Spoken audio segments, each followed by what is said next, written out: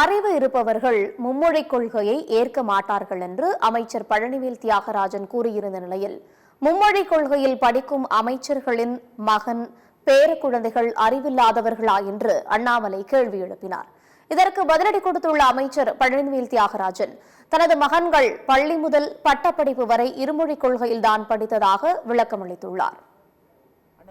PTR அவருடைய பையன் எங்க படிக்கிறாரு சொல்லணுமே. ஏன்னா அறிவுள்ளவர்களான்னு ஒரு வார்த்தையை கேட்டிருக்கார். ஒரு அமைச்சர் அறிவுள்ளவர்கள் ஏற்றுக்கொள்ள மாட்டார்கள் சொன்ன பிறகு அந்த அமைச்சர்கிட்ட திரும்ப நான் கேட்கிறேன், உங்கள் மகன் எந்த பள்ளியில படிக்கிறான்? அப்ப உங்க மகன் 3 மொழி சொல்லிக் கொடுக்கக்கூடிய பள்ளியில படிக்கிறானா? உங்களுக்கு அறிவில்லைன்னு தானே அர்த்தம்.